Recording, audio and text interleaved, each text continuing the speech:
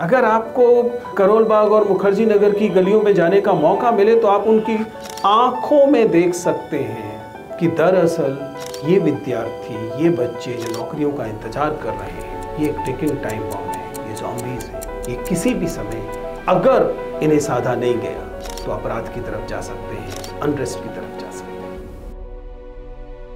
हमारे यहाँ 45-50 साल तक की उम्र के, बल्कि दरअसल 18 से 35 साल की उम्र के लोगों की संख्या दुनिया में सबसे ज़्यादा है और ये हमारे लिए एक बहुत बड़ी एडवांटेज है। इसे डेमोग्राफिक डिविडेंड कहा गया क्योंकि हमारे पास काम कर सकने वाले लोगों की संख्या बहुत ज़्यादा थी। हम ये भूल जाते हैं कि अगर इन काम कर सकने वाली जनसंख्या को काम नहीं मिलता तो यही डेमोग्राफिक डिविडेंड, जो दरअसल हमारे पक्ष की चीज होना चाहिए था, एक बहुत बड़ी लायबिलिटी बन जाता है, एसेट नहीं रह जाता। वो इसलिए भी लायबिलिटी बन जाता है क्योंकि आप जानते हैं कि हमारा TFR, टोटल फर्टिलिटी रेट, अब 2.1 से नीचे चला गया। इसका मतलब ये 18 से 35 साल के लोग अगले 15 साल के अंदर बुजुर्गों की श्रेणी में आ जाएंगे अगर उन्होंने इस समय अपनी कार्यशील वय में, कार्यशील उम्र में बहुत अच्छे से आर्थिक और कुशलता के स्तर पर चीजें हासिल नहीं की। तो जब वे बुजुर्ग होंगे उनके पास ना तो अपनी देखभाल की गुंजाइश होगी, ना उनके बुजुर्ग जो उनका इंतजार कर रहे होंगे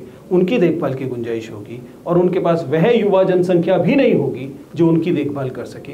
क्योंकि जैसा मैंने कहा, TFR गिर रहा है। हम उम्मीद कर रहे हैं कि हम भविष्य में एक युवा देश नहीं रह जाएंगे। इसलिए इस समस्या को थोड़ा और गहराई से समझने की जरूरत है। लेकिन इससे पहले हमें वो चीजें समझनी पड़ेंगी जो हमें नहीं समझनी, क्योंकि जब हमें यह बताया जाता है कि हमारे देश में बेरोजगारी की स्थिति बहुत ज्यादा इसलिए है क्योंकि हमारी पॉपुलेशन बहुत ज्यादा है, क्योंकि दरअसल महिलाएं काम पर आने लगी हैं और वे पुरुषों की नौकरी खाने लगी हैं, या फिर क्योंकि हमारे देश में आरक्षण है इसलिए कुछ वर्ग ज्यादा नौकरी लेने लगे, इससे दूसरे लोगों की नौकरी कम हुई है, या फिर हमारे देश में शिक्षा जो है वह पर्याप्त न होने की वजह से ऐसा हो रहा है। ये सारे एक एक कर फैलेसी है।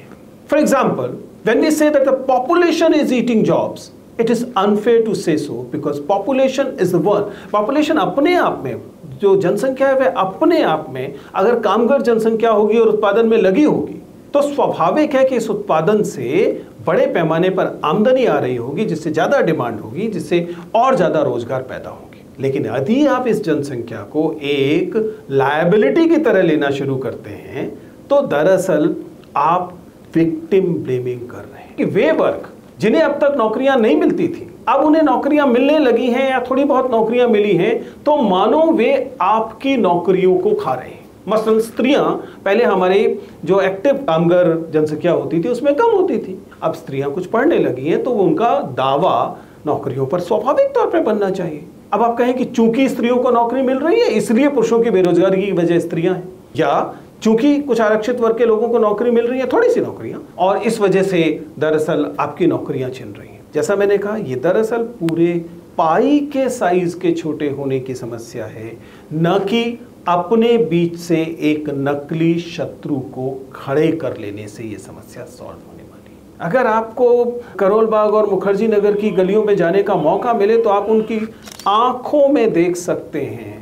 कि दरअसल ये विद्यार्थी, ये बच्चे जो नौकरियों का इंतजार कर रहे हैं, ये एक टिकिंग टाइम बॉम्ब है, ये ज़ॉम्बीज़ हैं। ये किसी भी समय अगर इन्हें साधा नहीं गया तो अपराध की तरफ जा सकते हैं, अनरेस्ट की तरफ जा सकते हैं। कई सारे आर्थिक कारण गिनाए जाते हैं। बताया जाता है कि कोविड इसका कारण रहा, इकोनॉमिक स्लोडाउन इसका कारण रहा, कुछ लोग कहते हैं कि डिमोनेटाइजेशन इसका कारण रहा, और स्वाभाविक तौर पर इन सब चीज़ों ने इसमें भूमिका अदा की है क्योंकि सच्चाई ये है कि दुनिया के हर देश को बेरोजगारी सहनी पड़ रही है। अधिकांश देशों में बेरोजगारी की समस्या बढ़ रही है, लेकिन अंततः इससे बाहर आने की भूमिका किसकी? यहाँ पर दो पक्ष साफ साफ है। पहला, स्वाभाविक तौर पर सरकारों की प्राइमरी जिम्मेदारी है कि वे रोजगार का सृजन करें। वे रोजगार का सृजन दो स्तर पर कर सकते हैं।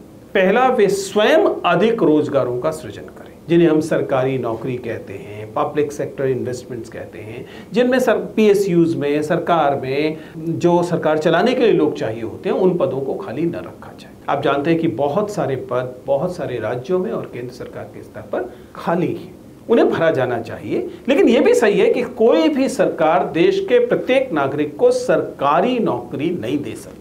लेकिन सरकार रोजगार के सृजन में केवल अपनी नौकरियां नहीं क्रिएट करती है, सरकार वह नीतियां भी बनाती है जिन नीतियों के तहत सार्वजनिक क्षेत्र में, सेल्फ एम्प्लॉयमेंट के क्षेत्र में और निजी क्षेत्र में ऐसे अवसर पैदा होते हैं जिनसे से ज्यादा लोग नौकरियों में जा सकें। यानी कि ऐसी नीतियां हों जो उद्यमशीलता को बढ़ावा देंगी, इससे लोग उद्यम करेंगे और उद्यम करेंगे तो अधिक लोगों को रोजगार मिलेगा। वे लोग भी जो उद्यम कर रहे हैं और वे उन लोगों को भी जिन्हें उद्यम नौकरी दे रहे हो।